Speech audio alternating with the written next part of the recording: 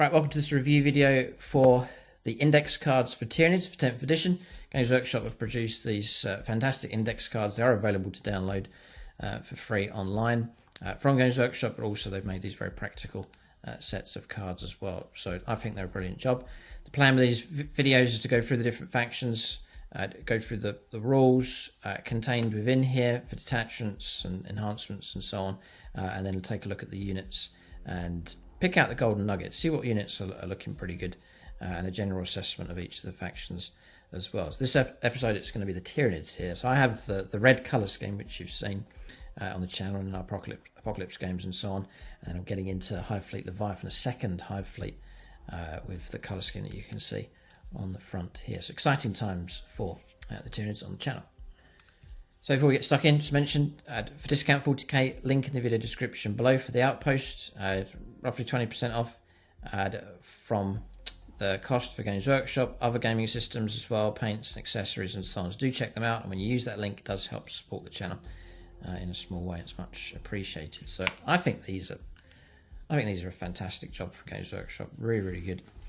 So open them out, and then inside you, as expected, you get all the units.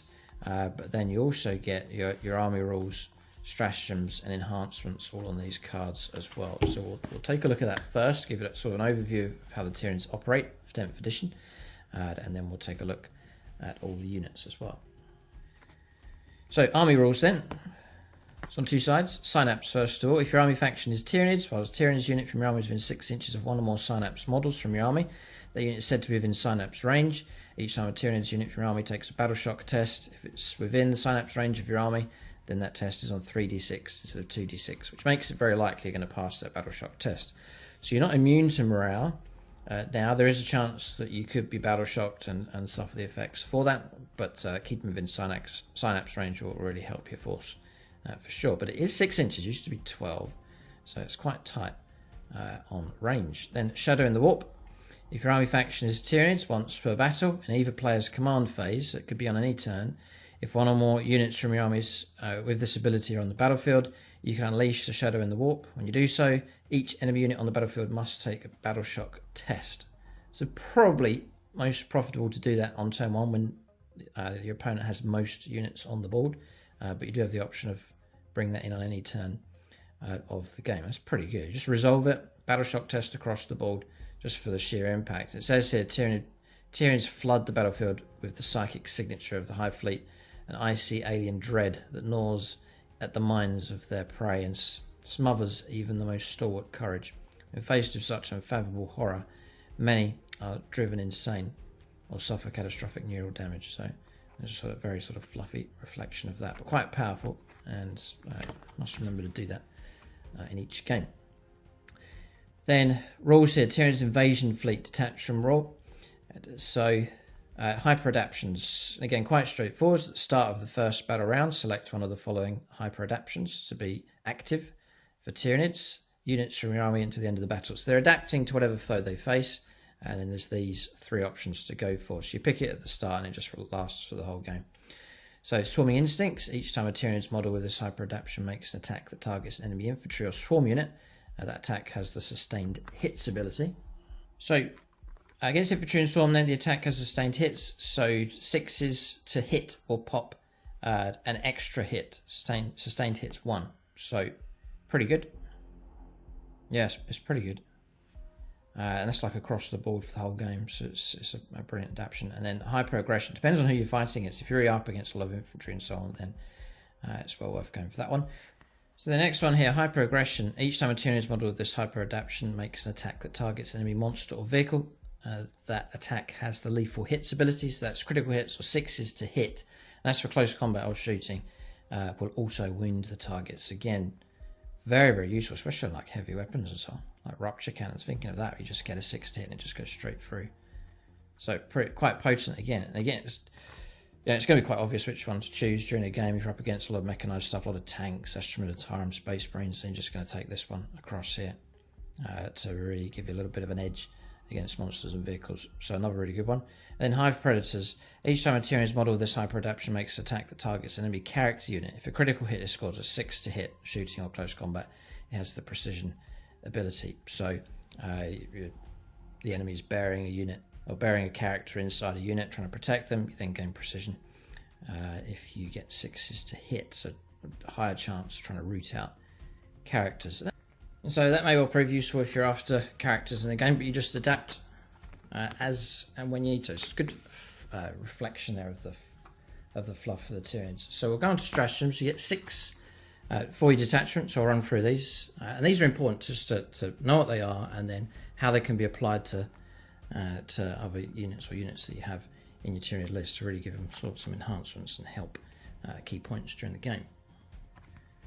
So rapid regeneration first of all. So it's done in your opponent's shooting phase or the fight phase just after an enemy unit has selected its targets. Target is one Tyranid unit from your army that's selected as the target of one or more of the attacking unit's attacks. To the end of the phase, models and unit have the Feel No Pain 6+ ability. If a unit is within synapse range of your army, so the importance of synapse to the end of the phase, then it's a 5+ Feel No Pain, just to shrug off that damage. Play that stratagem and then just try and ignore damage coming through on 6s or 5s, depending on if you're in synapse range. Death Frenzy, when it's the fight phase just after an enemy unit has selected its targets. The target is one Tyranid unit from your army that's selected as the target of one or more of the attacking unit's attacks. Until the end of that phase, each time model in that unit is destroyed. If that model has not fought this phase, roll a dice on a 4+, do not remove it from play. You basically get to fight. Then it's removed from play. So I'd imagine very useful on something like a unit of Genius Dealers, for example. They get caught out first in close combat. Well, there's half a chance they'll get to fight before they're removed. So very useful indeed. Adrenal Surge. 2 command points, 1 command point each, by the way, for those. 2 command points for Adrenal Surge. It's done in the fight phase. Up to 2 Tyranid units from your army that are within synapse range of your army that are eligible to fight, or one other Tyranid unit from your army that is eligible to fight. And again, synapse range, really encouraging you to do that. At the end of that phase, each time model that unit, or each time model in one of those selected units makes an attack, a successful unmodified hit roll of 5+ scores a critical hit. So critical hit, 5s just go straight through as wounds. So again, could be very, very useful indeed. So there's 2 across here. Synaptic Insight in your command phase, up to 2 Tyranid units from your army that are in synapse range of your army, or one other Tyranid unit from your army. So again, you're doubling the effect of this if you keep synapse. So I'm getting the impression synapse units and keeping synapse will be important for the Tyranids for sure, because you're really going to make your stratagems work harder, and it's going to be good for morale. So keeping that synaptic connection, it's going to be very important indeed. And it may not have to be that your whole army is clustered as one, but maybe even like mini groups around the board to make sure they have some kind of synapse with them, at least, so they can operate independently and move around, but keeping, if you have a block of units, then make sure they have synapse with them just to make the most of stratagems and morale and so on. So in your command phase, up to 2 Tyranid units from your army within synapse range of your army, or 1 Tyranid unit from your army. Effect, select one hyper adaptation to the end of the battle round. That hyper adaptation is active for those selected units in addition to any other that may be active for your army, just triggering an extra hyper adaptation. Very, very good. You cannot select the same hyper adaptation you selected at the start of the first battle round. Right, so it's one of the other 2 that you didn't choose. Endless Swarm for 1 CP. That's 1 CP, by the way, for Synaptic Insight. So stratagems seem cheap enough. They're all 1 CP apart from Adrenal Surge. In your command phase, again, up to 2 Endless Multitude units from your army, such as Gaunts, I believe, or Endless Multitude, within synaptic range of your army, or one other Endless Multitude unit. You can gain D3 plus 3 destroyed models returned to those selected units. It's only a CP. So, brilliant situation to be in would be like a Tervagon, and then multiple Gaunt units, and then being able to top them back up with models. Very, very good. So stratagems look great. But synapse is key to make the most out of those. You can still use them, but you're sort of doubling the effect if you maintain your synapse. So the next card is your enhancements. There's 4 of them available. You can only take a maximum of 3. And then just to clarify for you, just to get it right for 10th edition, talks about selecting units. Only characters can be given enhancements for your army, and your army cannot include more than 3 enhancements in total. No unit can have more than 1 enhancement, and each enhancement included in your army must be unique. Epic heroes, like named characters, cannot be given any enhancements, and your army cannot include the same epic hero more than once. So these are only for, correct me if I'm wrong, but these are only for characters. So say you've got 3 HQ choices in your army, you could pick 3 enhancements, and then later on one of those models is going to be your warlord as well, which you'll select later on. So if thinking of models like Tervigons, Hive Tyrants, those kind of models to be given these enhancements across here. So Alien Cunning, first of all, Tyranny model only.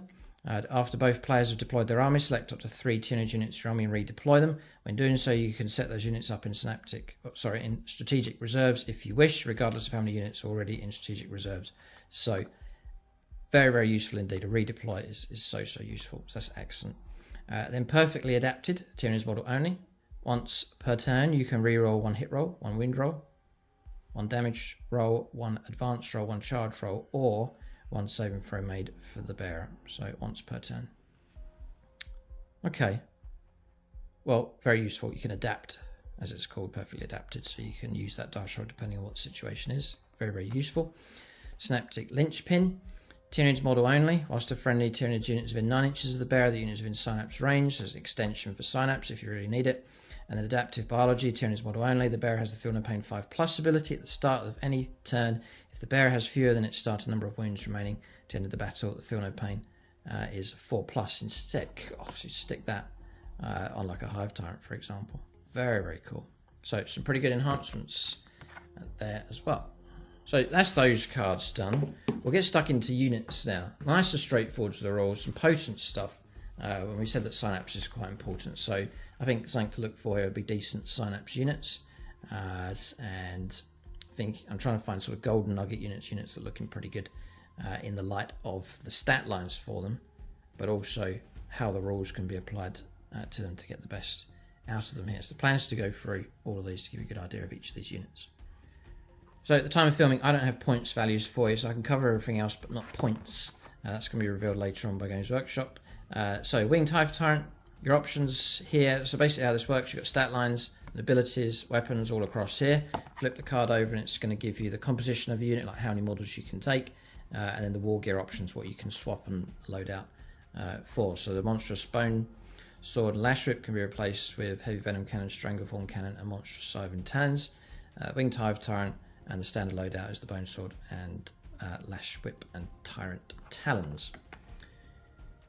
So it's all really good because it's all listed on it. You don't have to flick through any books. It's all listed for you nicely. So I'm not going to cover all the rules here. Some stuff will become quite standard after a while. Movement 12, Toughness 9, 2 up, save, 10 wounds, Leadership 7, and a 3 for objective control. Your shooting options then, Heavy Venom Cannon, range 36, D3 shots, so not too reliable, but is blast. Ballistic skill of 2+, strength 9, AP -2, and 3 damage. And the Strangleform Cannon, for more sort of Primarius type targets, Space Marine type targets, 2 wounds. D6 +1 shots, it's blast as well. Ballistic skill 2+, strength 7, -1, and 2 damage. I probably would give it a shooting weapon, one of those two, probably the Heavy Venom Cannon, just to kick out a bit more damage. You can still use it against infantry and so on. If you do need to go against tougher targets like vehicles and monsters, then you've got the higher strength available. Although vehicles are tougher now.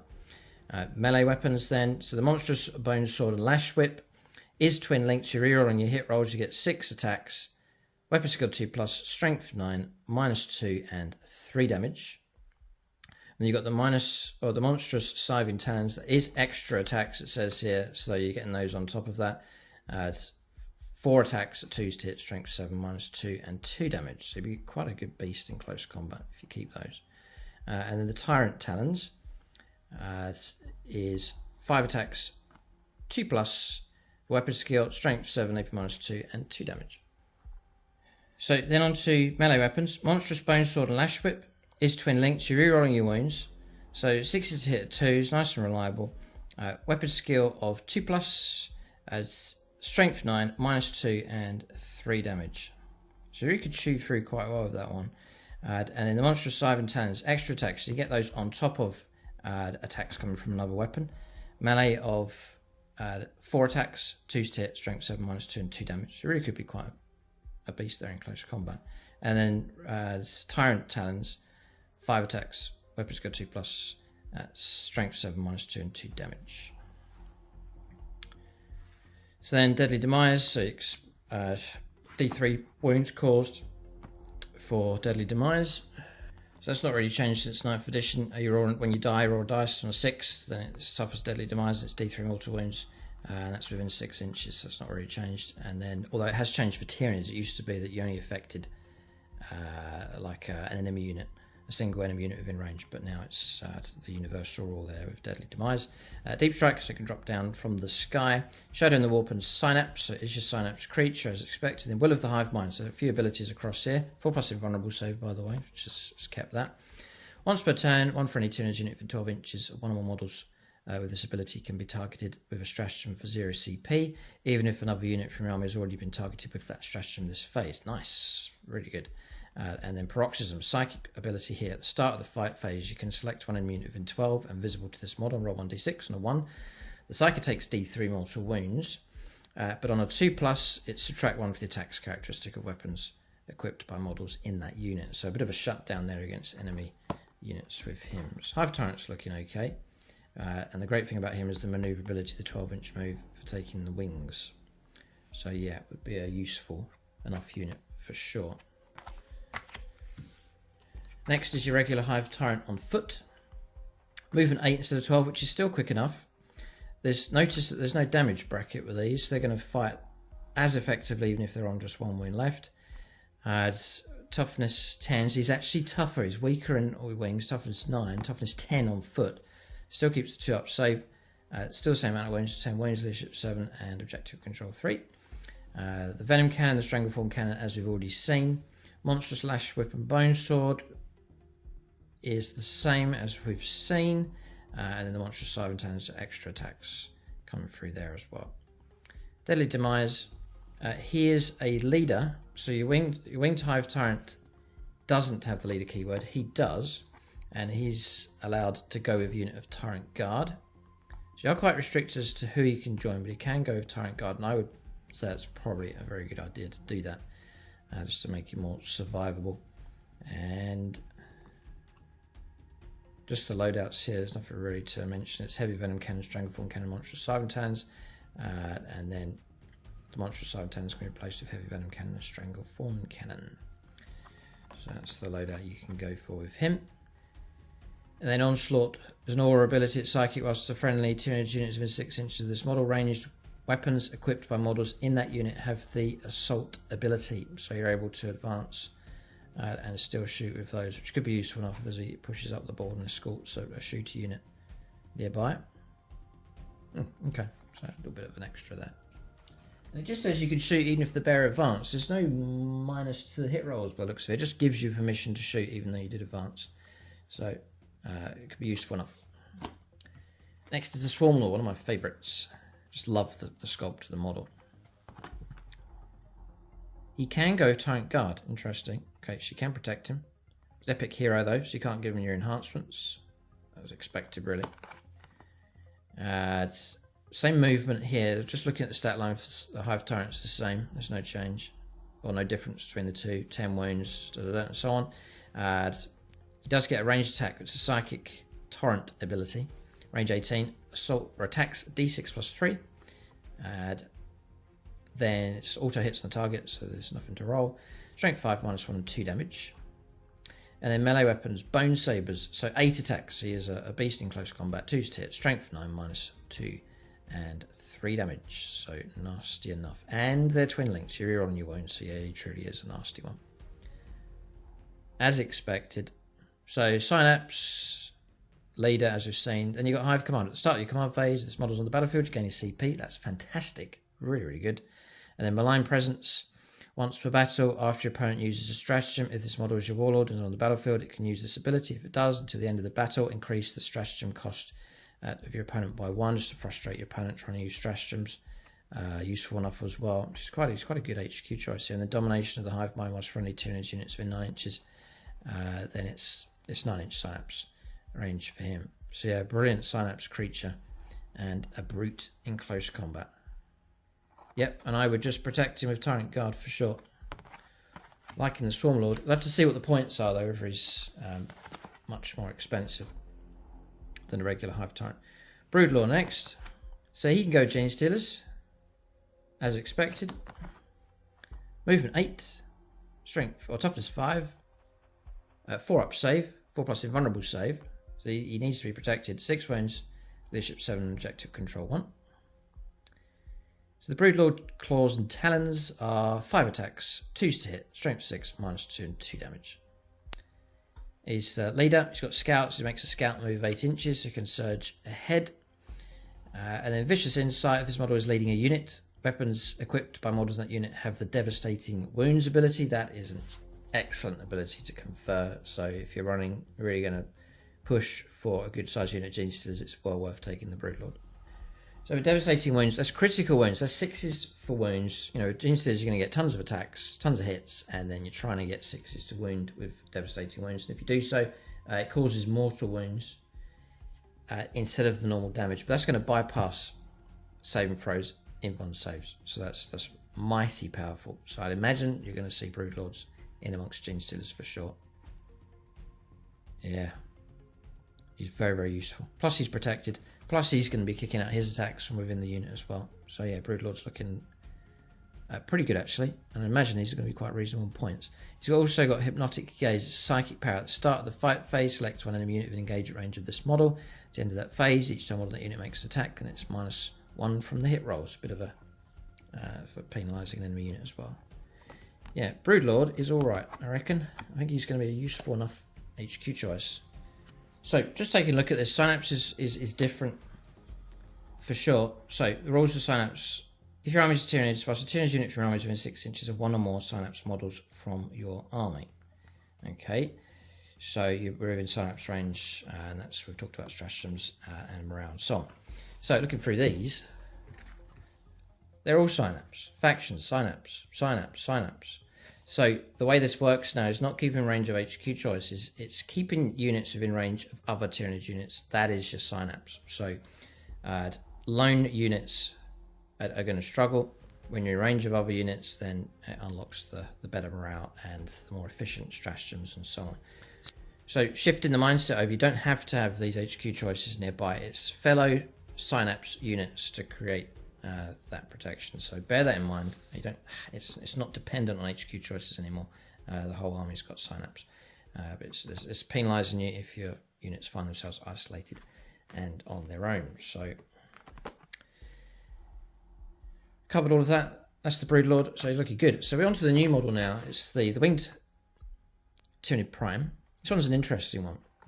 I'm quite liking the theme of what you can do with him. So movement 12, very, very quick unit, which is it's going to be tactically useful on the board. Toughness 5, 4 up save, 6 wounds, leadership 7, and objective control 1. There is no invuln save, so he is vulnerable for sure. And then he's got the prime talons, so 6 attacks, weapon skill 2+, strength 6, just -1 though, it's not too scary, and then 2 damage for him. He can deep strike, and he's a leader. Now this is where it gets interesting. So units he can lead is gargoyles. So I'm mightily tempted to do that, to have a little escort of gargoyles flying around him. Very, very cool. Or Tyranid warriors with melee bioweapons, or Tyranid warriors with ranged bioweapons. So you can go in amongst Tyranid warriors. And then for him, he's got alpha warrior. Whilst this model is leading a unit, weapons equipped by models in that unit have the sustained hits ability. So that looks like shooting or close combat. So 6 is popping extra hits. And then death below. If this model is destroyed by a melee attack, if it has not fought this phase, roll d6 and a 4+, do not remove it for play, and it gets to fight before it's removed.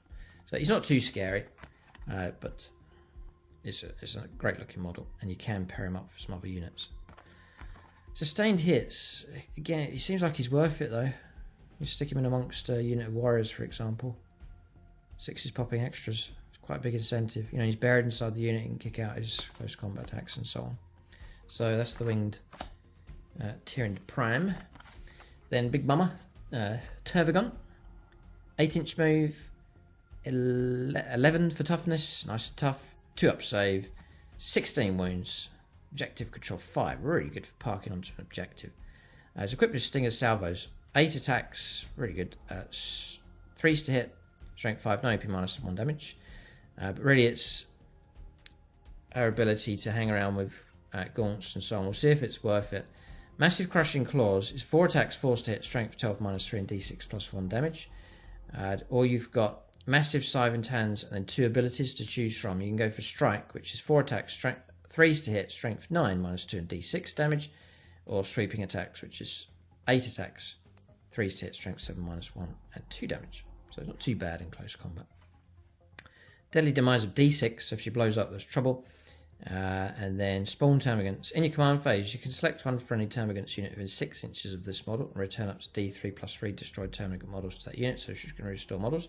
Termagants unit cannot be selected with this ability more than once per phase, so she can restore lost models, that's alright. And then she's got a psychic aura ability here, Brood Progenitor. Whilst a friendly termagant unit is within 6 inches of this model, ranged weapons by models in that unit have the lethal hits ability. Nice, not too bad at all. So a couple of nice blobs of gaunts, and they all gain lethal hits, which is pretty good.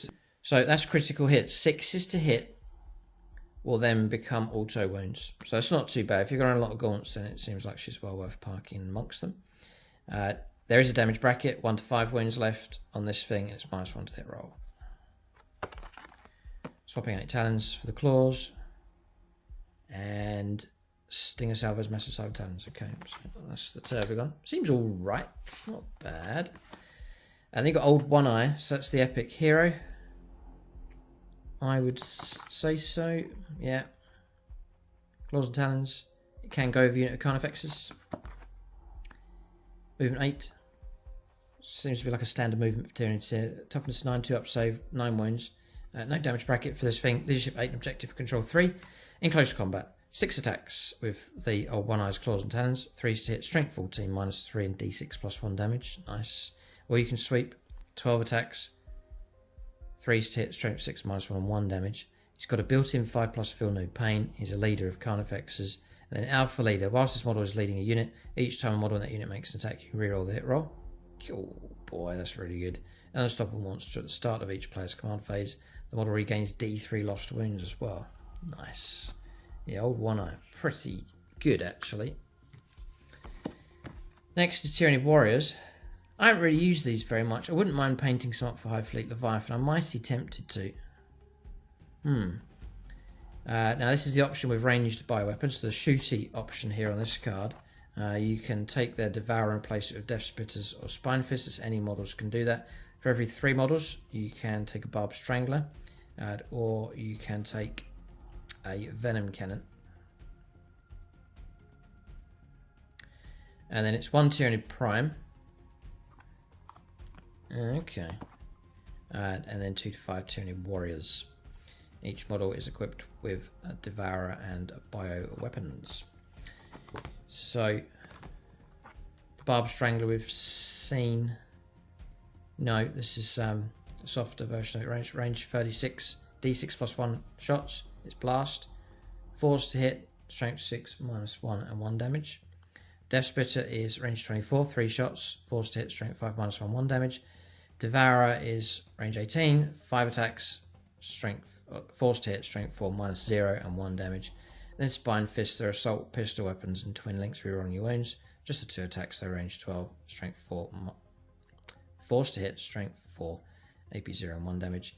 And the Venom Cannon is a blast weapon, range 36, assault attacks D3, 4s to hit, strength 9, -2 and 2 damage.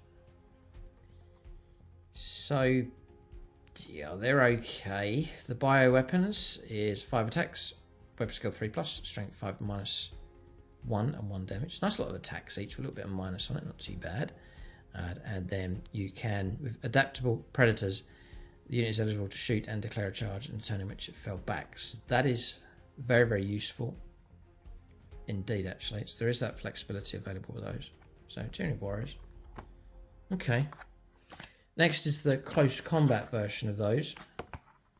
So you can put a prime with them, and then 2 to 5 Tyranid Warriors, all equipped with the bio weapons. They're twin links, you're rerolling your wounds. 6 attacks each, weapon skill 3+, strength 5, -2 on these, and 1 damage. So really good at chewing through infantry. It's all quite generalised though. The bone swords, I suppose, they're a little bit better, but not too scary. They're slow. The movement's 6. Yeah. Toughness 5, 4 up save, 3 wounds each, leadership 7, okay.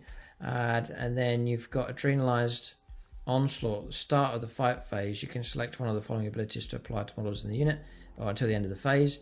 Aggression Imperative. Each time model in this unit makes a melee attack, reroll hit rolls of 1. Okay, or you can go for Preservation Imperative. Each time a saving throw is made for this unit, you can reroll saving throws of 1. So 3s to hit, rerolling 1s with lots of attacks. Yeah, they'd be scary enough. They'd hack through light infantry and medium armoured infantry quite effectively.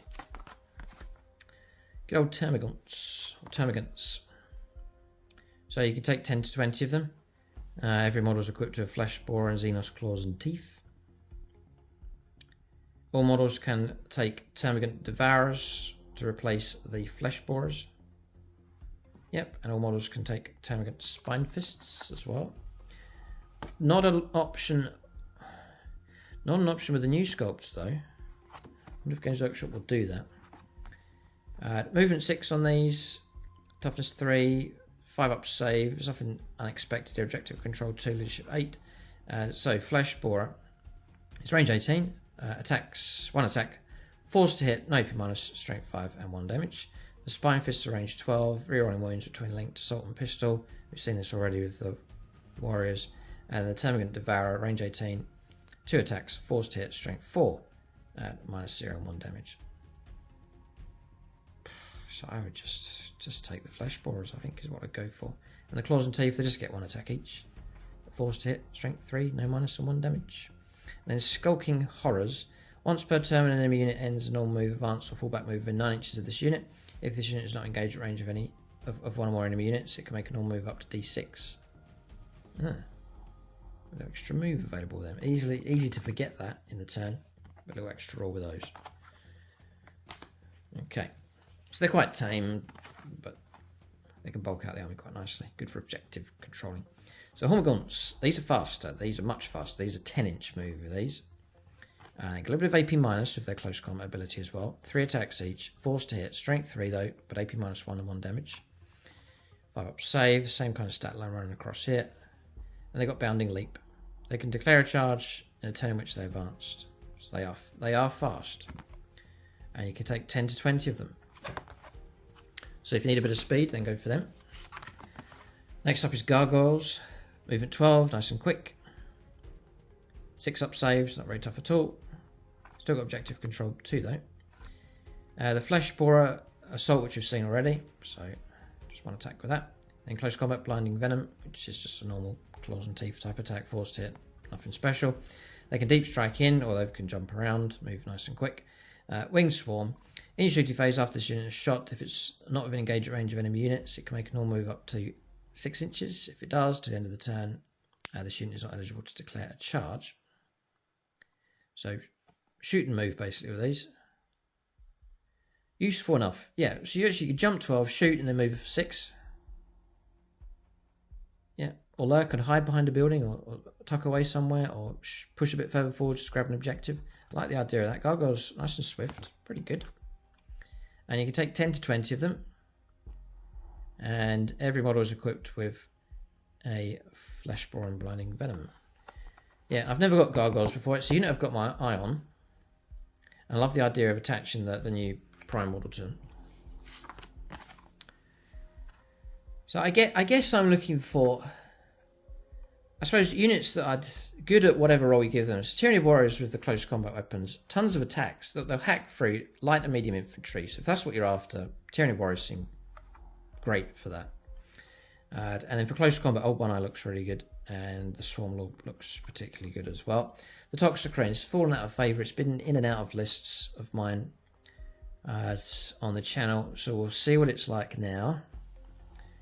Movement 8, toughness 11, 3s for saves, 14 wounds, objective control 4, and then leadership of 8+. Alright, so next is the Toxic Crane. I've sort of gone on and off this one over time. We'll see how good it is now. So movement 8 for this one, toughness 11, 3 up save, 14 wounds. Yeah, it does have the damage bracket, just looking here, 1 to 5 wounds again, sort of standard.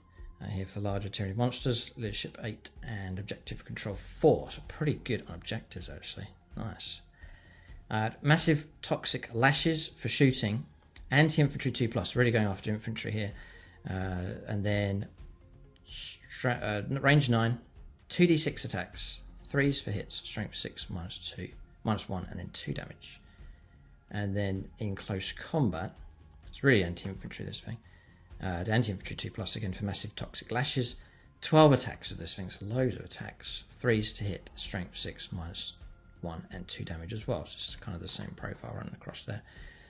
For the close combat ability. It's all pretty good. If you really want to tie up and go after infantry, you know, and just run this thing into an enemy objective and just chew through this stuff. Deadly Demise D3. Grasping Tendrils. Each time an enemy unit, excluding Titanic units, within engagement range of one or more units from army of this ability is selected to fall back, you can roll 1d6 on a 3+ enemy unit must remain stationary instead to actually lock them down as well. And then Hypertoxic Miasma or ability, at the end of the movement phase, roll 1d6 for each enemy unit within 6 inches of this model. On a 2 to 3 it suffers a mortal wound. On a 4 to 5 it's d3 mortal wounds. On a 6 it's d6 mortal wounds. So yeah, just throwing it in, getting it stuck in, and then just eating away at enemy infantry. Yeah. Not too bad. Not too bad with the Toxicrine. It's a crazy model, fascinating concept. Always been a big fan of it. It's a disaster to try and move around the board with just the sculpt of it. It gets tangled up with terrain and models, but you know, the looks wise it's fantastic. So here we go, Tyrant Guard. So it takes squads of 3 to 6, and then you can use these to protect, like you have the Hive Tyrant and Swarmlord. Movement 6, so they're a bit slower, they're going to slow you down. Toughness 8 though, nice and tough. 3 up save, 4 wounds each, leadership 8+, and then objective control 1. They're equipped with the Bone Cleaver, Lash Whip, and Rending Claws, which is 3 attacks each at 3s to hit, strength 5, -1, and 2 damage. They are twin links though, so you're going to reroll your wounds. And then Crushing Claws and Rending Claws is the other option. Yes, any number of models can have their Scythe Talons and Rending Claws replaced with one of the following. So they can take the Bone Cleaver, Lash Whip, and Rending Claws, looks very cool. Or 1 Crushing Claws and Rending Claws. Yeah. Yeah, I like the Bone Cleaver, just the look of it. Just rerolling wounds. Okay. The Crushing Claws, though, if you do go for those, is still 3 attacks. 4s to hit, though, instead of 3s. But it is Strength 8, -2 and 2 damage. And Scythe Talons, Rending Claws is 5 attacks, lots of attacks at Strength 5, 3s to hit, -1 and 1 damage. Then they're a Guardian Organism. While a character model is leading this unit, the character has a Feel No Pain of 5+. Ah, right, so that's kind of protecting you against like precision blows, like sniper shots coming through and so on. You've got level protection against those coming through. Okay. Tyrant Guard. I'd like to get these just to protect an HQ unit, just to try and make them last as long as possible. So we're on to the Neuro Tyrant next. So this is the new sculpt, new concept here from Games Workshop. I absolutely love the model. It looks fantastic. It looks really good in the trailer for 10th edition. It is slow though. Movement 10. Toughness 8. 4 up save. 9 wounds. No damage bracket on this thing. Leadership 7. Objective control of 3. So it's got Psychic Scream as a ranged attack, which ignores cover and is a torrent, so auto hits. Range 18. 2d6 attacks or 2d6 auto hits. Nice. And then Strength 5 -1 and 2 damage. So it's a Marine Killer. Then in close combat is 6 attacks with the Neuro-Torrent Claws and Lashes. 3s to hit, Strength 5, -0 and 1 damage. So it's okay. 4+ invulnerable save on this thing. It is a leader. So it can be attached to the following units. Tyrant Guard, you can put those with it. Or Neuro Gaunts, the new models there from Games Workshop. So it's also got all these abilities across here. It's got a Node Lash, which is a psychic ability here. Whilst this model is leading a unit, each time a model in that unit makes an attack, add 1 to the hit roll. If the target is battle shocked, add 1 to the wound roll as well. Okay, so it could help with Tyrant Guard, for example. You've got Psychic Terror. Again, psychic ability. If one or more Neuro Gaunts, if one or more Neuro Tyrants from your army are on the battlefield, when you unleash the Shadow and the Warp, subtract 1 from the battle shock tests for each enemy unit on the battlefield. Cool. Yeah, so it actually gives that a boost when that's used once per game. Yeah, pretty good. And then Synaptic Relays In your command phase, you can select up to 2 friendly Tyranid units within 12 inches of this model's unit. To the start of your next command phase, the selected units are always considered to be within synapse range of your army. Again, useful if you're trying to get stratagems onto them and so on. Okay. And then it's just the little attachments, there's floating little things, they just hang around with the model. I don't think you take them off. You just stay until the whole model dies. Operates a bit different to 9th edition. Okay, so that's him. I think so. I'm painting him up. I have painted him up already for my army, and he seems alright to add in. So that's the Neuro Tyrant, a brilliant sculpt. I do like the concept. So Lictors. It's a lone model, just single model. Claws and talents. Movement 8, toughness 6, 4 up save, 5+ invulnerable save, 6 wounds, leadership 7, objective control 1. In close combat, it's going to be 6 attacks at 2s for hits. Strength 7, -2 and 2 damage. Pretty good. He gets fights first universal rule, so he'll step up above the other units in the order of resolving your close combat, so that's useful enough. He's an infiltrator as well, and he's a lone operative and stealth as well. So there's a couple little bits to clarify here, just to show this is actually pretty good. So he's got lone operative special rules, so he fights by himself, but the lone operative rule means that unless he's part of an attached unit, which he's not, he's fighting by himself, this unit can only be selected to target the ranged attack if you're within range 12 of him. So you've got to get close to him to even shoot at him. So that, from a tactical point of view, is very useful, and for trying to keep him alive as well. Yeah, not bad at all actually, the Lictor. He's also got stealth, so it's -1 to hit him as well, and that's for ranged attacks for stealth. We've talked about fights first already, and then he's got the infiltrator's rule as well, where he deploys infiltrating onto the board. So I think the Lictor is going to be useful enough. Not too bad at all, and quite deadly in close combat. A very, very useful model, that one. Very useful actually. Now, each time this model destroys an enemy character model, you gain a CP. Yeah, so you can go on the hunt. And Pheromone Trail. Once per battle round, you can target one model with this ability with the rapid ingress stratagem for 0 CP. So you can bring him in at the right point with that core stratagem. You know, liking the idea from a tactical point of view, Lictors seem to be good enough. Alright, so next up is Death Leaper. Yeah, epic hero. So like a named character basically. And that's it. There's nothing really to mention across here. So 8-inch move. I'm just going to compare him with a regular Lictor here. Same movement, same toughness, same saving throw, and extra wounds, 7 wounds. Same leadership, same objective control. Same. Yeah. Lictor claws and talons. So they are actually precision here for both of these. If I haven't mentioned that already, so you can get through to characters as well if trying to break through and get a character. So they're built for assassinating. Potentially doing damage and getting through to characters. 6 attacks, 2s for hit strength, 7 -2 and 2 damage. Actually the same as a regular Lictor here. Gets the fight first roll, same. Lone operative, infiltrator, stealth, that's all the same. Feeder tendrils. Destroy an enemy character while you gain a CP. And then Fear of the Unseen is the different rule here. So whilst an enemy unit is within 6 inches of this model, worsen the leadership characteristic models in the unit by 1. In addition, in the battle shock step of your opponent's command phase, if such an enemy unit is below its strength, you must take a battle shock test. Okay, it's a bit of an adjustment there. 4+ in one save, so a little bit tougher with him, but not too much difference with Death Leaper. I'm liking the idea of Lictors. I'm hoping Games Workshop will do a resculpt on those. Whether you try and use Von Ryan's Leap on the new sculpts and prox them as Death Leapers. I take it they're a slightly different organism, but they look similar for sure. Maliceptor here. This is a model I haven't got, but I've got my eye on it for sure. Movement 8 on this thing, toughness 11, 3 up save, 14 wounds. It does take the -1 to hit rolls for damage between 1 to 5 wounds. Leadership 4 and objective control. So leadership 7+, and then objective control 4 on him. It's got Psychic Overload, which is a blast weapon, range 18, d6 +3 attacks. hitting on 3s. Yeah, ballistic got 3+. Strength 10, -2 and 3 damage. It's very nasty, actually. It's not bad at all. So good psychic weapon, that thing. Quite powerful. Then in close combat, it can fight with massive cyber turns, 3 attacks, 3s to hit.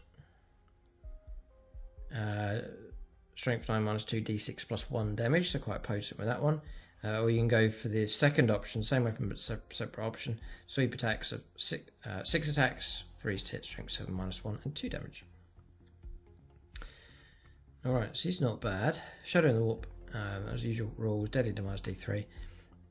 And then Encephalophic Diffusion Aura, Psychic. Whilst an enemy unit is within 6 inches of this model, each time model that unit makes an attack, subtract 1 from the hit roll, and if that enemy unit is below half strength, it's -1 to the wound roll as well. So it sort of shuts them down to a degree, not too much, -1 to hit rolls, potentially -1 to the wound roll. But it packs a mean enough punch. The psychic power is good. Yeah, it's alright in close combat, but the psychic power is the main thing. That's about it for that one. Pyrovores next. So movement 5, toughness 6, 3 up, save, 4 wounds, leadership 8, and objective control 1. So the range weapon, the Flame Spurt, ignores cover, torrent, and twin linked. You take squads of 3 of them, up to 3 units of 1 to 3, so you could take a single one of them. So auto hits, rerolling wounds, and ignoring cover. Range 12, d6 +1, very short range. Auto hit, strength 6, -1 damage. Yeah, it's okay. And then in close combat, chitin barb limbs, just the 2 attacks, weapon skill 4+ strength 5, -0 and 1 damage. So short range, kind of more powerful than like a heavy flamer type thing. Burning spray in your shooting phase. After this unit has shot, select one enemy unit hit by 1 or more of those attacks to end of the phase. That model cannot have the benefit of cover. So Pyrovores, they're okay, but they're very short range. Next is the Horospecs. This is the other option, the other loadout from the Exocrine kit, I believe. Movement 8.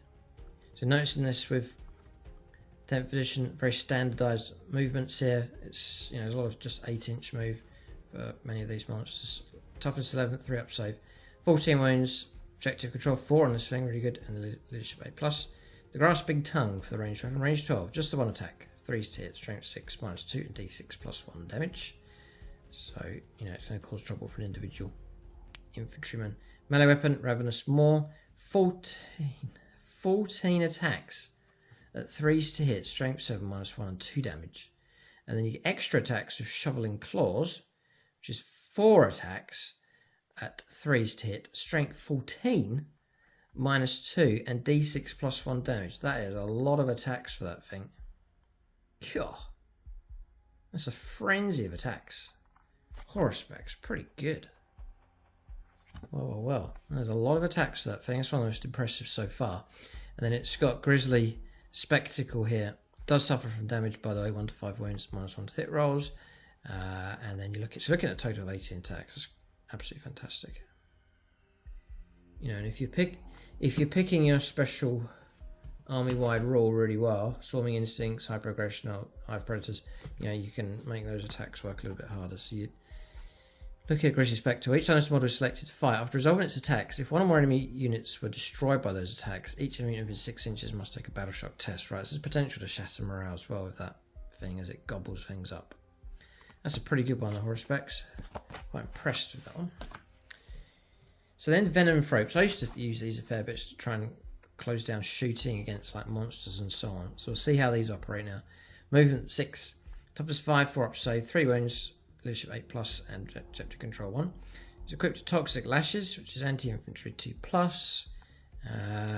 So then you're looking at 5 attacks for these, hitting on 3s, strength 3, -0 on damage, but it is anti-infantry. It'll be 2s to wound. With that, they've got Stealth. Actually, roll with them, -1 to hit rolls.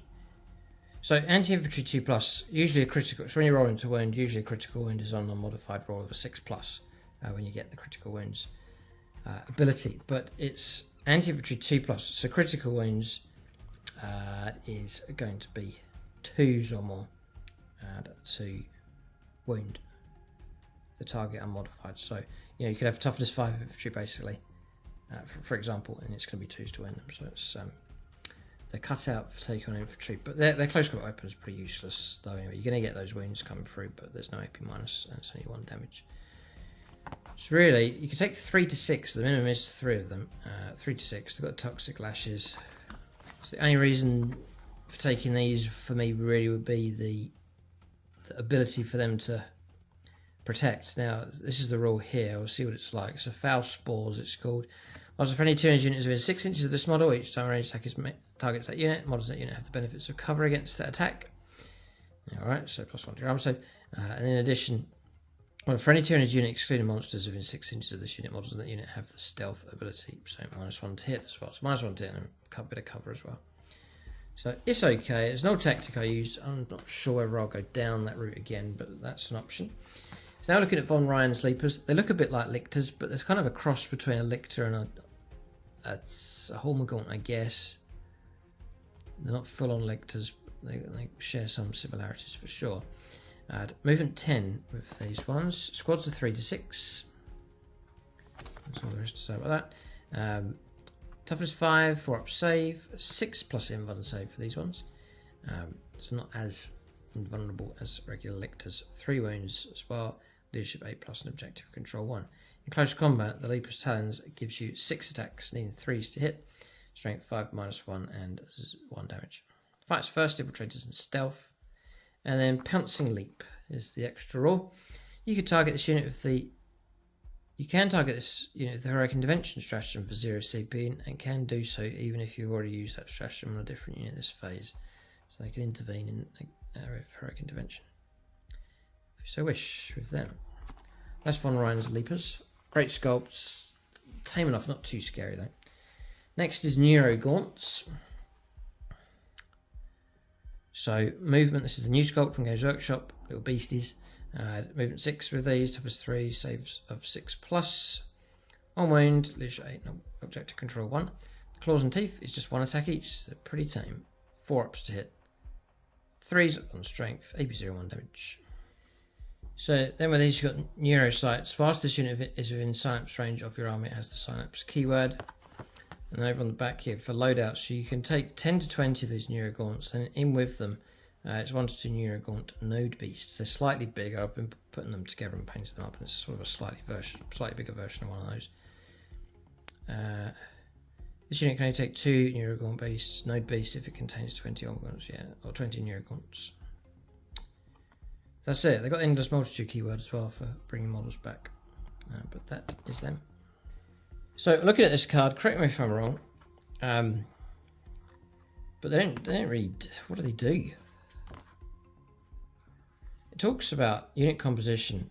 You can take 10 to 20 of these Neurogaunts. I think you get 9 or 10. I think it's 10 you get in the box for Leviathan, and then you get one of these Neurogaunt Node Beasts. You can take 1 to 2 of those. So if you're taking a squad of 10, you can take 1 of the Node Beasts. For a squad of 20, then it's 2 Neurogaunt Node Beasts. It says this unit can only contain 2 Node Beasts if it contains 20 Neurogaunts. The Xenos Claws and Teeth. So these don't do very much at all. There's no shooting option, and they're useless in close combat. So what do? And the other thing I've got a question about is it talks about Neurogaunt Node Beast, bigger version. You expect a different stat line, or it's able to do something, but it's not mentioned on here. There's no stat lines for it. I've looked through the cards twice. I can't see a separate entry for the Node Beast. So they're a bit of a mystery. It could be me just overseeing something here, and I should see it, but I can't see what this unit does. And where are the Node Beasts? What do they do? If they do anything special, unless they're just a bigger model that actually don't have any different stat line compared to regular Neurogaunts. And why would you take these anyway? Yeah. So I guess Neurogaunts scuttle forward in seething masses, driven on by the parasitic neurocytes that cling to their backs.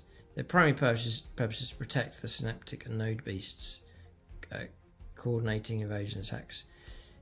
It is a task they go about with single-minded savagery, slashing, biting, and giving their lives without an instant's hesitation.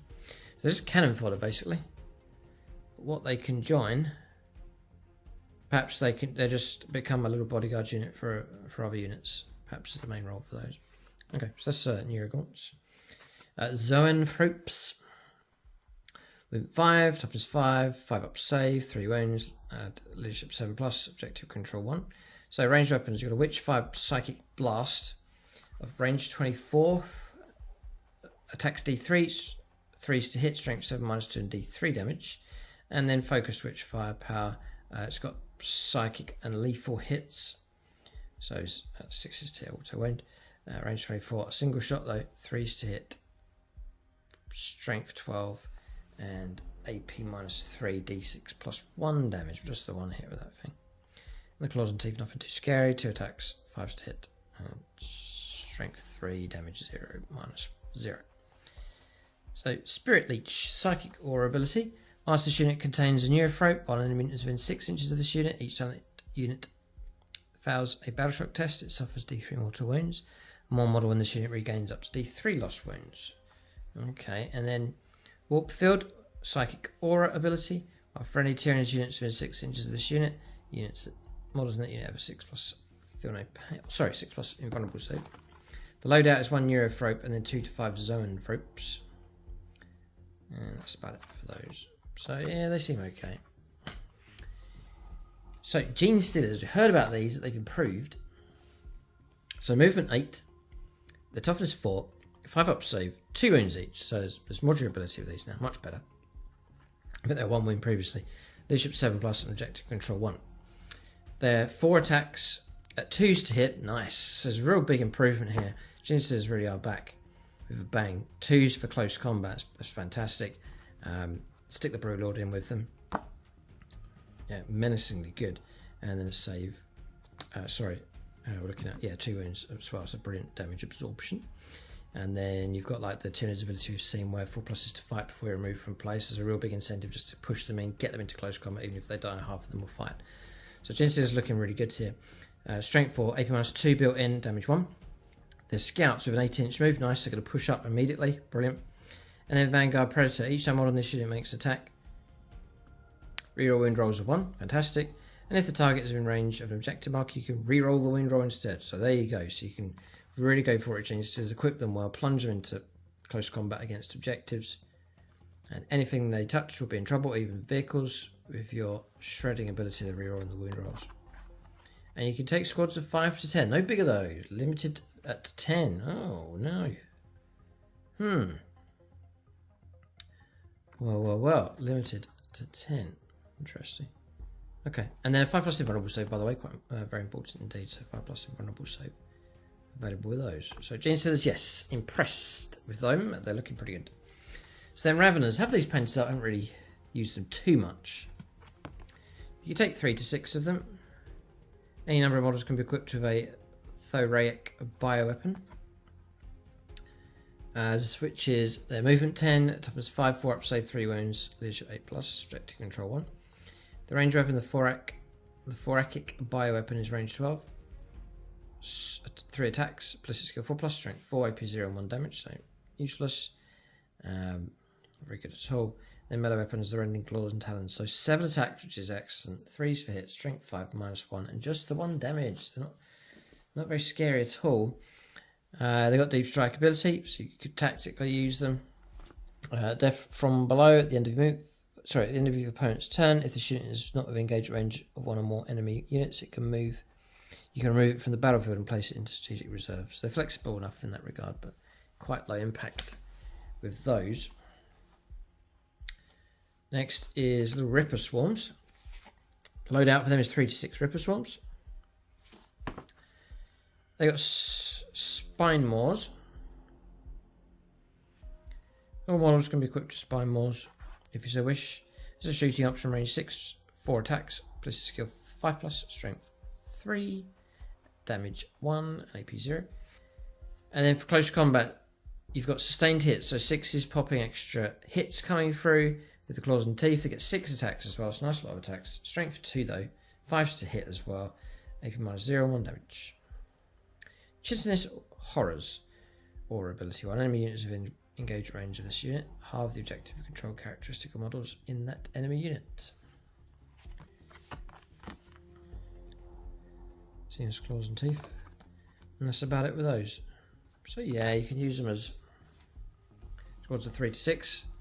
Seen them used quite effectively as screening units and so on. Road bumps, speed bumps as they call them. You throw a unit out to delay an enemy unit, forcing them to deal with that unit whilst the rest of your arm is protected.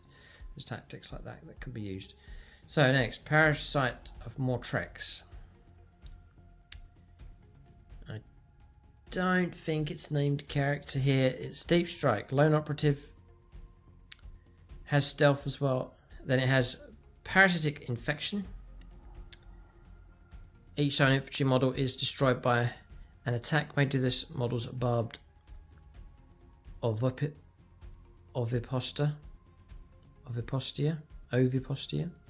After this model is finished making its attacks, you can add one new Ripper Swarms unit to your army, consisting of D3 models set up within 3 inches of this model. If you do that, that Ripper Swarms unit can be set up within engagement range of the destroyed model's unit, but not within engagement range of any other enemy units. And it itches ability here. At the end of the fight phase, select one enemy unit within engagement range of this model. The enemy unit must take a battle shock test. So the barbed weapon is anti-infantry 3+. Nice. Extra attacks as well. So it basically means it can use this in combination with the other melee weapon, which is Clawed Limbs, which is 6 attacks, 2 to hit, strength 5 -1, 2 damage. And then the barbed ovipostia is just the 1 attack, strength 3 -3 or -2, 3 damage. So it's a strange one, this one. Yeah, okay. Just an epic hero, or... yeah, I believe so. Okay. Right. Moving on, let's start hitting some of the monsters now. See how many of these are any good. So you have the Morlock, fantastic model, one of my favourite models, such a good model. Movement 10, toughness 10, 3 up to save, 14 wounds. It does have the damaged bracket for this thing, 1 to 5 wounds remaining, leadership 8+, and objective control 4. So it's equipped with a distensible jaw, melee weapon, attacks 1, 3 to hit, strength 5, AP 0, and 3 damage.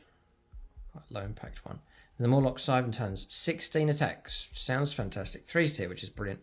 And it is strength 8 -2, 1 damage. By the way, the distensible jaw is anti-infantry 4+, you're going to win infantry on 4s, devastating wounds as well, and extra attacks as well. Okay. Then Deep Strike, and then Terror from the Deep. This is sort of the reason why you take this thing for terrorizing stuff from underground. Each time this unit is set up on the battlefield, using the Deep Strike ability, roll 1d6 for each enemy unit within 12.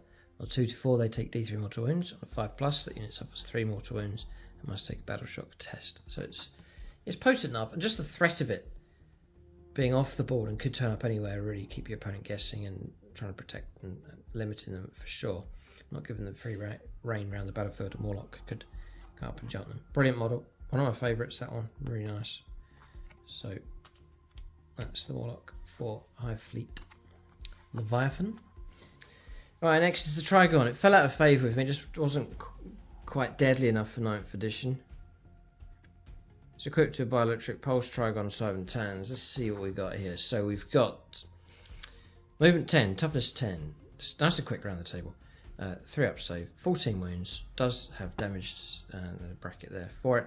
Leadership 8+, and objective control 4. Bioelectric pulse, sustained hits 2. So for every critical hit, which is a 6+, you get 2 bonus hits coming through on top of that. It's range 12. 6 attacks, 3s for ballistic skill, strength 5, AP 0, 1 damage, so not much threat at all. And in close combat, here we go, 12 attacks, which is a brilliant start. 3s to hit, really good, strength 9, which is okay, and then AP -2, which is alright, and then damage of 3, so it's not that bad, it's okay. It's got Deep Strike. So then you've got the Subterranean Tunnels rule. Each time this model is set up on the battlefield using the Deep Strike ability, it can be set up anywhere on the battlefield that is more than 3 inches away horizontally away from from all enemy units. When doing so, if this model is set up within 9 inches of one or more enemy units until the end of the turn, it's not eligible to declare a charge. You can land right next to something, but it's going to cut down your option to try and make a charge. And that's about it with him, but plenty of attacks, 12 attacks. Alright, so next, mucilid spores. I've always loved the concept of spore mines ever since way back. Like, man, literally 20 odd years ago when I was watching reading the old White Dwarf battle reports. And there were some Tyranid games in there, and they had spore mines. So they were just floating around the battlefield. I just love the concept of them. So I find an excuse to get some, paint them up. So this is the larger one here, the bigger thing, mucilid spores. Even if they're not that great, I just love the idea of running them and like generating them during a game. Just love the whole idea of that. Movement 4, so they are slow. Toughness 4, 7 plus for saves, 3 wounds, leadership 8, and objective control 0. They can deep strike though, interesting. And then bio minefield. Enemy units cannot start or end an advanced move within 6 inches within this unit. So it's going to sort of slow them down. And then floating death. Each time an enemy unit ends a move within 3 inches of a model in this unit, and each time a model in this unit ends a move within 3 inches of an enemy unit, roll 1d6. On 2 to 5, they take d3 mortal wounds. And on 6, they take a d6 mortal wounds. The model in this unit, that caused that roll is then destroyed. Yes, it's self-destruct, exploding mines, basically. Okay. You take squads of 1 to 2 of those, and each model is equipped with nothing. It just blows up, a floating bomb. Then you've got regular spore mines. It's going to be a similar concept here. Toughness 1 on these ones. Movement 4, same kind of speed as the mucilid spores. Same everything else here. Just the 1 wound to the 3. Again, they deep strike. Again, they stop advancing with bio minefield. Yeah, so slowing enemy units down because they're being cautious about the mines. That's why they're slowing down. They can't advance past. Then floating death. Each time a unit ends a move within 3 inches. It's going to be within 3 inches of an enemy unit. It's a d6. Roll 1d6. On a 2 to 5, the unit suffers a mortal wound. On a 6, it's d3 mortal wounds. And again, you just remove models from play. Alright, so there's spore mines. I really would like to try and run them in some form, just for the theme of them. Just loving the whole concept of them. So next is Exocrine. I've run this one quite regular in recent games for 9th edition. So movement 8, toughness 10, 3 up. Save, 14 wounds. Objective control 4, leadership 8. So the bioplasmic cannon is blast and then heavy. It's range 36, d6 plus 3 shots. It's a nice lot of shots, potential of 9. Or more with blast rules now. So the way blast works now is add 1 to the attack's characteristic for every 5 models in that unit, rounding down.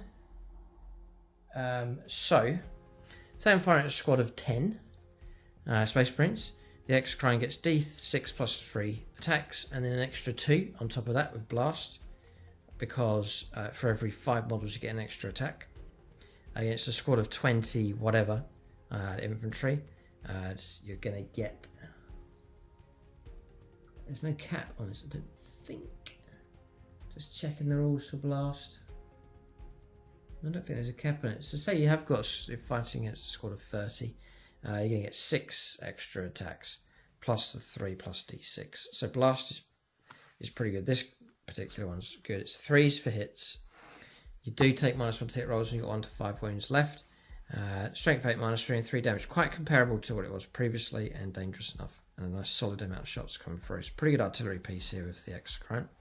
Then powerful limbs. It has got 3 attacks at 3s to hit. Strength 7 -0 and 2 damage. Deadly Demise D3. Symbiotic targeting. In your shooting phase, after this model has shot, select one enemy unit hit by 1 or more of those attacks. To the end of the phase, each time a friendly Tyranid's model makes an attack that targets that unit, reroll hit rolls of 1. So guiding in firepower from other units, that's fine. So the Exocrine's alright. Nice bit of artillery available with that thing. Biovores next. So Yeah. So the the conundrum is I like spawn mines, but I can't stand this model. So I don't know what to do. But anyway, we'll see how good it is. Model-wise, whether it's good or not. We'll just have a look at the rules. So movement 5, toughness 6, 4 up safe, 4 wounds. They're quite durable, these things. Leadership 8+, and objective controller 1. So really, it's the main weapon. Spawn mine launcher, which is range 48, fantastic range. 4s for hits, D3 attacks, strength 6 -2 and 2 damage. It's a blast weapon, so you can get more attacks, which is great. You've got devastating wounds as well. Devastating wounds is critical hits, critical wounds, so that's like usually 6s to wound, inflict mortal wounds equal to damage characteristic instead of any normal damage. Just transferring your damage into mortal wounds with 6s to wound. So, which is alright. And that's devastating wounds changed into the damage of the weapon. So, any normal damage equal to the damage weapon characteristic. Yeah, this is damage 2, so it's 2 mortal wounds for 6s to wound. Strength 6 -1 on the AP. Do get deadly demise actually, of a 1. Because it's like an artillery type unit, no doubt. They can fight with 2 attacks. 4s to hit, strength 5, AP 0, 1 damage. And then seed spawn mine Serio. You can take squads of 1 to 3 of these. Yep. So in your shooting phase, each time a unit is selected to shoot, you can use this ability instead of making any attacks with its ranged weapons. Yes, and sorry, just to refer you back, they do have indirect fire. It's important just to call that out. So you can fire at targets you can't see. I believe the benefit for that is you get light cover, and it's -1 for you to hit the target as well. You can fire at stuff you can't see,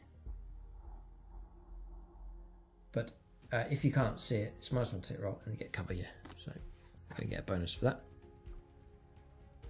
It's a heavy weapon as well. We've talked about devastating wounds.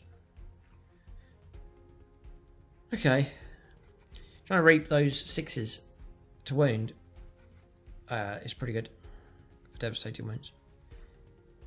So, in your shooting phase, each time a unit is selected to shoot, it can use this ability instead of making any attacks with its ranged weapons. If it does, you can add a new spawn mine unit to your army and set up anywhere on the battlefield within 48 inches. But this unit, but more than 9 inches horizontally away from all enemy models. The spawn mine unit contains 1 model for each model in the unit. Right. So if you take a squad of 3, you can put out 3 spawn mines. If it's just a lone one of these ones, then it's a single spawn mine, and so on. But I love the idea of planting these on the board, and to have the option, you know, you can fire it. It's so good. You could just go for spawn mines if you so wish, or you can switch to your normal spawn mine launcher firepower. So having the double option there. Just not so keen on the model. I have to think about that one. I do like the idea of the unit, just for the theme of the army, and I'm trying to think of other units that I've not used yet for the red Tyranids that I have. There's certain units I will emphasise very strongly, but there's others that I haven't got at all, and I'm thinking of bringing those as options, if I can, into this Leviathan army. So I've got two different hive fleets running, but completely different styles of Tyranid army, with different roles, different units being taken, and so on. So back to regular card effects. I really took onto these for 9th edition. Towards the end, there were just some different combinations with them, so these would be interesting to see how these work. So squads now is 1 to 2, so you can take up to 2 in a brood. Every model is equipped with kind effects, Siven Tans, kind effects, extra Siven Tans, and then a Xenos Claws and Teeth. Their movement 8. Toughness. Remember, the Screamer Killer now is a separate option, which we'll see in just as the next one coming up with the brand new model. So back to regular kind effects is here, so you won't see the Screamer Killer option. Toughness 9, 2 up save. Okay, it's all quite good. 8 wounds on this thing. It's going to be no damage bracket. An objective control of 3, leadership of 8+. So we've been talking about objective control 3. It's not that amazing, really. For control of an objective marker, just to give you an idea of the way this works here. The model is within range of objective marker, it's within 3 inches and 5 inches vertically, and 3 inches horizontally. Level of control. So you add together the OC characteristics of all the player's models within range of the objective marker. An objective marker is controlled by the player with the highest level of control over it. A tie is contested. Models cannot end a move on top of an objective marker. Oh, interesting. You can't sit on top of it with a tank, for example. Okay, so that's the way that works. So, for example, objective control, it sounds quite good, 3, but only counts as like 3 points. You know, you've got a squad of 10 standard infantry, you're going to count each model. So at the end of the day, monsters are okay, characters are okay, but really it's going to be down to your hordes and infantry that are going to really count when it comes to controlling objectives. So bear that in mind when you're forming a Tyranid army, that large blobs of infantry, I think, seem to be better. Do you know what? I just want to see. Yeah, objective control 0 for small mines, that's fair enough. But I wanted to see Ripper Swarm 0, Ravenous 1, so they're pretty poor. Geniuses 1, I was wondering if they were 2, but they're not, they're just 1. But you know, squad of 10, it's going to count as 10 OC objective control. And then the Neuro Gaunts, you know, the numbers of those could stack up. So ones here, yeah, just so. Yeah, so really it's down to just your regular infantry, just swarming objectives. I think it's the best way to make sure you gain control of them. So, we'll come to these in a moment. Deadly Demise are just a 1, so there's not too much happens when they die, if they explode on the 6s. So, Blistering Assault.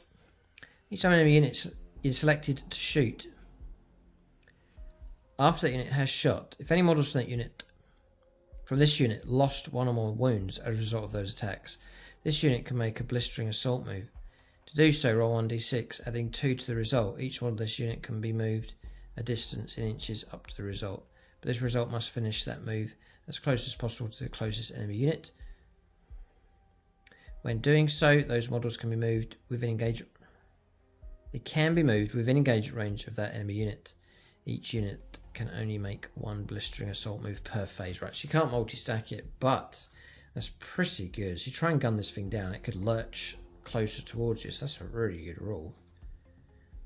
Similar to what the World Eaters were doing for 9th edition for their codex.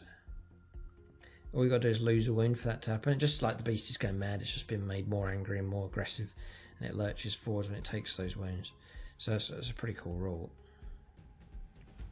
But you can actually end up in close combat. It's amazing. I'm just trying to see if it's optional. This unit can make a Blistering Assault move, so I think you can opt not to for whatever reason. I think it says you can, does it say you must? So your ranged weapons. So squads of 1 to 2. Any number of models can have their Carnifex extra Cybertanners replaced with one of the following: so Death Spitters with Slime and Maggots, 1 Devourers with Brain Leech Worms, 1 Heavy Venom Cannon, 1 Strangleform Cannon, 1 Carnifex Crushing Claws. Any number of models have their Carnifex Cybertanners replaced with one of the following: 1 Death Spitters with Slime and Maggots, 1 Devourers with Brain Leech Worms. You can just double stack those up, and then Carnifex Crushing Claws. Okay, and then any number of models can be equipped with 1 Bioplasma. Any number of models can be equipped with 1 Spine Banks. Okay, so Bioplasma, Assault Blast, range 12, D3 attacks, force to hit, strength 7 -2, just the 1 damage though. The Death Spitters with Slime and Maggots, range 24, really good range. 6 attacks at 4s, strength 7 -2, 1 damage. So you can double stack them up, you know, like for 12 attacks. But that's only like 6 hits, and it's pretty low caliber. Devourers of Brain Leech Worms, range 18, but 12 attacks with that one. Oh. Forced to hit those, strength 6 -0, 1 damage. Heavy Venom Cannon, which you've seen already. Forced to hit, strength 9 -2 and 3 damage, and D3. Spine Banks for Assault. Range 6, strength, 5 attacks. Forced hit, strength 5, AP0, 1 damage. And the Strangleform Cannon, which we've seen already, D6 +1 blast weapon. Forced hit, strength 7 -1 and 2 damage. I really think in firepower's pretty tame for the Tyranids. It's not as good as it was for 9th edition. I think close combat and board control will be the big ones for the Tyranids. Bringing models back absorbing damage, that kind of play, board control, and then to fend off the opponent, just to keep them away. The threat of close combats, you know, some tough units are happy to fight away. Hive Tyrant Guard, things like that. Well equipped close combat Carnifexes.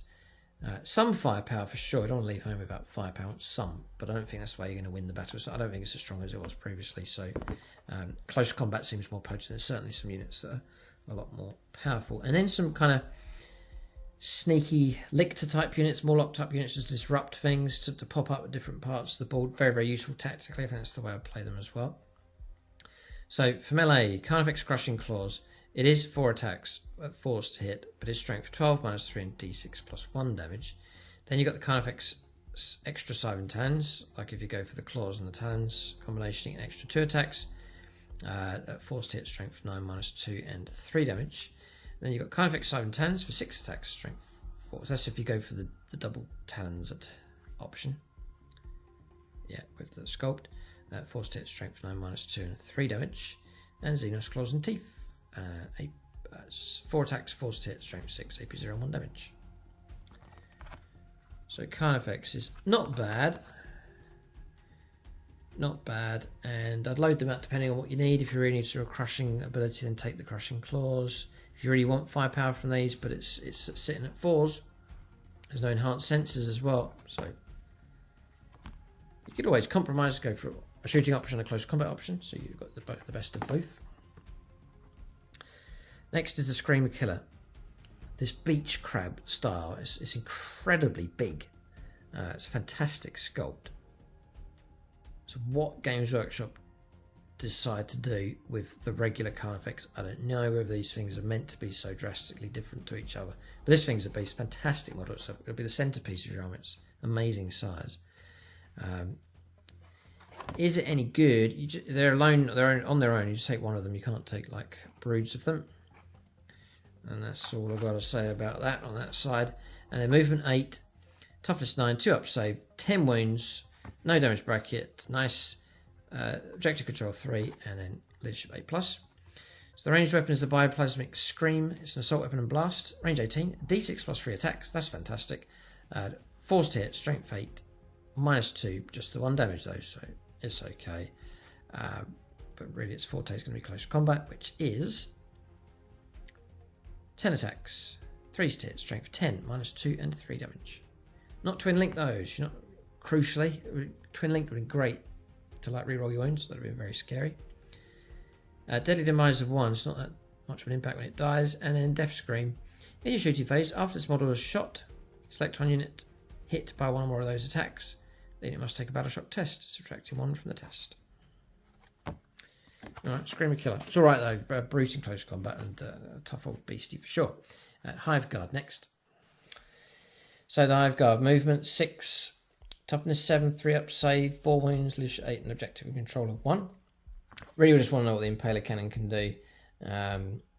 It's the Shot Cannon or the Impaler Cannon here. 3 to 6 models in the unit. The Impaler Cannon is a heavy weapon. Indirect fire ability has been retained with it. Range 36, fantastic range. 4 shots. Force to hit, strength 5, minus 1 and 1 damage. Okay. And then the Shock Cannon is anti-vehicle 2+, like 2s to wound the vehicle.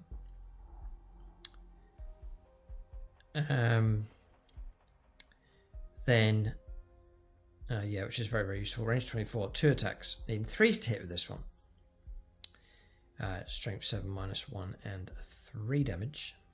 Strength 7 is quite low, but the anti-vehicle 2+ is fantastic, so that makes up for that. Not too strong on the AP, but it's okay. And then not many attacks really. To pose a real threat against vehicles, you're probably going to have to max the unit, so like a squad of 6 Hive Guard to get those 12 shots. Yeah, 3, 6, 8 hits coming through, and then 2s to win vehicle. Yeah, then it'll cause trouble. Squads of 6, I think, needed to make them effective enough. And the Claws and Teeth, just 3 attacks, force to hit, strength 5, AP 0, 1 damage. So it's shooting for these. Defensive stance. Each time you target this unit with the fire Overwatch stratagem, resolving that stratagem hits are scored on unmodified hit rolls of 5+, or unmodified hit rolls of 4+ instead of this if it's within range of an objective marker. So they're great defending objective Overwatch. Huh. Worth remembering that, not forgetting it in the middle of a game. Tyranids next. A big fan of these. The rupture cannon is fantastic. You can replace it with, well, you can take a rupture cannon. You take the flesh borer hive, and then the options are to swap that out for acid spray or rupture cannon. So we'll see the options here. The rupture cannon was deadly against vehicles, though. We'll see what it's like now. So acid spray torrent weapon. It's range 18. D6 plus 6 hits. Auto hits. Strength 6, AP minus 2 and 2 damage. Movement 9, by the way. Toughness 12. 2 up save. 16 wounds. It's damage bracketed. 1 to 5 wounds remaining. Minus 1 to hit rolls. Objective control of 5. It's not too bad. So that's alright. The Flesh Borer Hive is a heavy weapon. Sustained hits 1, so 6 is pop extra single hits. Twin linked as well, so you're rolling your wounds. It's range 24. 20 shots is all really good. 3 tip. Brilliant. Strength 5 is okay. AP nothing and 1 damage. So, I get something else to go anti-infantry, not pay out for a big beast that just fires something that's equivalent to a couple of gaunt squads. The Rupture Cannon is what I'd go for, but is it any good? It's a heavy weapon. Okay, so range 48, brilliant range. Just the 2 shots, 3s to hit. It is strength 18. It's AP minus 4, so it's potent. It's potent for sure. And then 2d6 damage, which is random. You could roll fantastic, like double 6, or you could roll terrible on Snake Eyes. So it's quite random, but it should average out, 6, 7 odd wounds coming through each. And it's 2 shots. You got Stinger Salvos as well, range 24, 8 attacks, 3 hits, strength 5, AP 0, 1 damage. And in close combat if it needs to, you can fight with powerful limbs. It's pretty poor. 4 attacks, 3 hits, strength 8, AP minus 0 and 2 damage. Yeah, I'd still be tempted to take one. I'd still be tempted to take the Rupture Cannon. It's a danger for sure. If you get 2 hits and 2 wounds, it's 4d6 damage. That's going to cause trouble. And the AP minus is good. There's not much out there from what we've seen that's AP minus 4. Possibly the first time, maybe. And the strength's fantastic as well. Strength 18. So, for something with a bit of punch, plant them on an objective, blast away. Yep. So I still think the Tyrannifex is pretty good. Tyrannocyte next.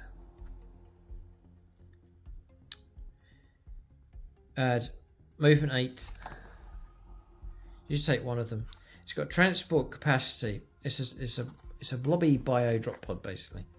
20 infantry units, or 1 Tyranids monster model with wounds characteristic of 12 or less. Each infantry model with wounds characteristic of 10 or wounds characteristic of more than 1 takes up the space of 3 models. So like Tyranid warriors, for example. Okay. So it has its uses. It's got a bit of shooting. Range 24, 5 attacks, 4+ for Tyrannocyte bioweapons. 4+, strength 5, minus 1 and 2 damage. It's movement 8, by the way. Toughness 9. 3 up save, 10 wounds. Objective control 2 and 8+ for leadership. And the Flensing Whip, so it can do a little bit of stuff in close combat. 6 attacks, then 4, strength 7, minus 1 and 2 damage. So it's like a drop pod, but it shoots better and can fight in combat. Deadly Demise D3, it's got deep strike ability. And aerial seeding. This model must start the battle in reserves, but neither it nor any units embarked within it are counted towards any limits placed on the maximum number of reserves units you can start the battle with. How interesting. This is very useful because you're limited like 25%. It's quite tight, but this thing opens up the way to include more, so this really could suit your battle plan. This model can be set up on the reinforcement step of your first, second or third movement phases regardless of any mission rules. Well. Any units embarked within this model must immediately disembark after it has been set up on the battlefield, and they must set up more than 9 inches away from enemy models. After this model has been set up on the battlefield, no units can embark within it. So you can't get back in. But it drops, lands, shoots, can move off quite quick at 8, and then fight in close combat and just be a general pain. So that's all not too bad at all, and it can carry a big lump of stuff in from deep strike. Yeah. Okay. And I haven't got these before, so I'm tempted by this kind of stuff. Next is the Hive Crone, which I had and then dropped, just a squad of 1 of those. Movement 20 plus. Add toughness 9, 3 up save. I think it used to be 4 plus, 3 up save, 12 wounds. Leadership 8 and objective control 0. So the draw cannon. It's auto hits, range 12, 2d6 auto hits. Add strength 6, AP minus 1 damage. It's also got stinger salvos. 8 attacks, 3s, range 24, 8 attacks, 3s to hit, strength 5, AP 0 and 1 damage. And the Tentaclids, which is anti-vehicle 4 plus and devastating wounds. So if those wounds come through, those critical wounds come through, they're 2 mortal wounds and the attack sequence ends. So not bad. You actually get 4 attacks, so you need 3s, strength 7, AP 0 and 2 damage. But you're rooting around for those devastating wounds. Range 36. This is not too bad equipment wise, it's alright. Scything Wings, 4 attacks, force to hit, strength 7 minus 1, 2 damage. And then the extra attacks of these, and anti-fly as well, the thorax spur, so it's this big hook thing at the end. Just the 1 attack, 3s to hit, strength 10 minus 3 and d6 damage. Deadly Demise of d3. It's got hover ability. And then Airborne Predator. Each time this model makes a ranged attack that targets a unit that can fly, you get +1 to hit rolls. So yeah, it can hunt the sky for fly keyword models. 1 to 4 wounds remaining, it does have a damage profile there, -1 to hit rolls. So it's okay. The Harpy next. Now this one was quite popular, I think, for anti-tank, I believe. So you can take the twin Strangleform cannon and be replaced with a twin heavy venom cannon. So the Harpy here, same stat line as before. Yup. Stinger salvos we've seen already. Twin linked heavy venom cannon. So it's a blast weapon and twin linked to rerolling your wounds. Range 36. Just the D3 attacks. You could get 1 measly attack. 3 hit, strength 9 minus 2 and 3 damage. Dear oh dear. And then twin Strangleform cannon. It's D6 plus 1 attacks. Is blast. Is twin linked. It's 2s for hits. Strength 7 minus 1 and 2 damage. And the wings fighting away is 4 attacks, 4 to hit, strength 7 minus 1 and 2 damage. Deadly Demise and Hover. Spore Mine Cysts. Each time this model ends a move, you can do one of the following. Select one enemy unit it moved over during the move and roll 6d6 for each 3 plus. The unit takes a mortal wound. I think it's like a bombing run with spore mines just going off. Or a new spore mines unit contain D3 models to your army and set up anywhere on the battlefield that is within 6 inches of this model, more than 9 inches horizontally away from all enemy units. So you can drop spore mines as well, which is very cool. Quite low impact now, really, with their firepower. It's not too scary. You know, it's been toned. Firepower's been toned down. Enemy targets have been buffed up. So there's 2 things going on, making.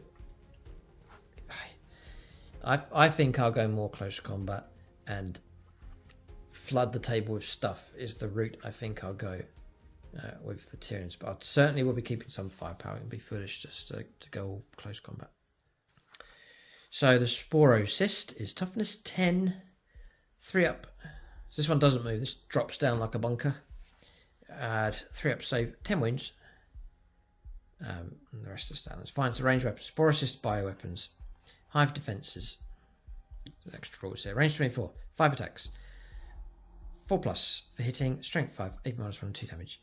Each time an enemy unit is set up or ends a normal move, advance, or fallback move within range of this weapon, if that enemy unit is an eligible target, the bearer can shoot with this weapon at that unit as if it were a shooting phase. The bearer can do so up to 4 times per phase. So each time that happens, normal move, advanced roll, or a fallback, then you're going to get to shoot, and you can do it up to 4 times a turn. Quite cool, just kicking out the Dakka from that thing. Flensing Whips. Close combat, 6 attacks, forced hit, strength 7, -1, 1 damage. Then you got Seed Mucolids. In your shooting phase, each time this model is selected to shoot, you can use this ability instead of making any attacks of its ranged weapons. It's tragic. If it does, you can add a new Mucolid Spores unit containing 1 model to your army. Set up anywhere on the battlefield that's within 18 inches of this model, but more than 9 inches horizontally away from enemy unit. So you can have fun doing that, but you have to sacrifice all your shooting with that thing. Interesting object. And that's one you have to set up. So the other one deep strikes in. This one has to be set up on the table like a bunker, basically. So then we're on to the last couple of units here, and these are the new models from Games Workshop. A couple of the new models. So the Psychophage next. I like the look of it. It's a nice looking little beastie. Movement 8, toughness 9, 3 up save, 10 wounds. Nice lot of wounds on this thing, and no damage bracket. Fantastic. Objective control 3 and 8+ for leadership. So the Psycholastic Torrent. Ignoring cover and torrent. Oh, it's not that good. Range 12. D6 attacks. Very random. Yeah, it also hits. Strength 6 -1, 1 damage. Quite poor. Then in close combat, Talons and Bettenkled More. It's Anti-Psycho 2+. And devastating wounds. D6 +1 attacks. Again, very random. You could just get 2 attacks with this thing. 3s to hit, strength 6 -1, 2 damage. It's got deadly demise. Got feel no pain of 5+. Durability on this thing is quite good. Biostimulus aura. Whilst the friendly Tyranids unit is within 6 inches of this model, models in that unit have the feel no pain 6+ ability. And Feeding Frenzy. Each time this model makes a melee attack that targets a unit that is below its starting strength, add 1 to the hit roll. If the target is also below half strength, then add 1 to the wound roll as well. So for gobbling up and mopping up weaker targets. But it's okay. What is deadly about this thing is if it does go after a Psycho. Because your devastating wounds, it's horrific against. It's a Psycho. It's an absolute killer. You got a Psycho, right? You can get a load of attacks hitting the target. Say you get 4 attacks, average 4 or 5 attacks, 3s to hit. If you're hitting a Psycho, you're wounding on 2+, and then if you get those 2+, which is highly likely, those wounds are going to be devastating wounds. So they're going to be 2 mortal wounds each time. So like a Space Marine Librarian, you can gobble him up quite effectively. And the thing is, a mortal wounds just bypasses everything apart from things like feel no pain. So it's all right, this thing, against the right target. The last unit is a Barb Gaunts. Just checking. Just 1 Psychophage, yeah, that's what we can take. 5 to 10 of these Barb Gaunts, like mini artillery helpers. Movement 6, toughness 4, 4+ save, 2 wounds, leadership 8+, objective control of 1. The Biocannon, so it's blast and heavy. Range 24, D6 attacks that could go up if you're after, like horde type units, or anything that's 5 models and above, you can start getting bonuses on top of that. And if you're taking a squad of like 5 to 10, you can actually kick out a lot of shots. Medium range massed firepower support, it's not too bad. Force to hit, this strength 5, AP 0, 1 damage. In close combat, it's pretty useless, don't really need to go through that stat. Disruption, bombardment. In your shooting phase, after this unit has shot, if an enemy unit was hit by 1 or more of those attacks, it's highly likely you get loads of attacks.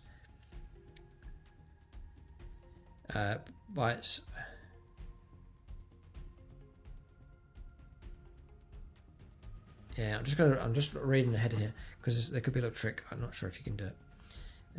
So, unit was hit by 1 or more of those attacks made by this unit's biocannons. To the end of your opponent's next turn, that enemy unit is disrupted. Whilst it is disrupted, subtract 2 from its move, subtract 2 from advance, and 2 from charge rolls. Right, that's serious stuff. Your movement's cut down by 2. Your advanced roll's cut down by 2. And your charge is -2 as well. So that's serious disruption. That really is. And yeah, it's on top of each other. So it literally is really disrupting that. Now the question I have is, can you split fire and disrupt multiple targets? Imagine you've got a squad of 6 and you chuck 2 of them into 3 different targets. Are you going to disrupt all 3 units? Can you do that? If you can, then this is a hidden gem of a unit. I've just finished painting mine. I think they're going to be pretty useful. Just for that disruption factor. They're a good tactical asset. It's the kind of unit you'd... Yeah. No, these are very interesting, these barb gaunts. So, those I think are going to be quite a viable unit choice. They'll have their uses for sure, just for a strategic point of view. But that's the Tyranids. I think their firepower, we're probably going to notice that for all the factions, but firepower has been cut down, so I'm definitely going to be leaning away from relying upon that too much. Take it as a complementary support, and there's some units in that are going to be quite good. I think the extra, from memory there, the exocrine firepower is pretty potent. The Tyrannifex are still liking it. The barb gaunts here, particularly useful unit. But I would shift an emphasis over the 2 things I've mentioned already. So that's close combat, and then also the control of the board. So flooding the table, objective control, and then to do that, and to be able to counterpunch the enemy if they push forwards with attacks of their own, is to have decent close combat units that can respond quite quickly and get into close combat and so on. So I think that's the route I'll go down here. And with this new collection, I think I'll go for variety as the spice of life. I'll have a nice variety of units. I'd like a real mixed up type army, and just take some of the units that I've never painted up for the Tyranids, which is quite a few, and then see what direction that goes for the Tyranids. But let us know in the comment section how impressed you are. If you're a Tyranid player, what do you think? So by all means, leave that in the comment section. Which units stand out to you? Which units do you think, oh yeah, I'm going to run those units for my list? Then do leave that in the comment section as well. General tactical chat will be great, and to see what other people have to say, and that can be a great resource. Do check out the comment section and see what other Tyranid players are saying. That's the review. Keep a lookout for more in this series. Hoping to go through lots of the factions here by using these brilliant cards from Games Workshop. For discount 40k, do use that link for the Outpost. You've got to get a hold of all your 40k stuff from them at a discounted rate. If your order's big enough, you can tap into free postage in the UK, and for much of the European Union as well. You can get free postage with duties paid if your order's big enough from the Outpost. Link for them in the video description below. Thanks for watching. Tune in next time.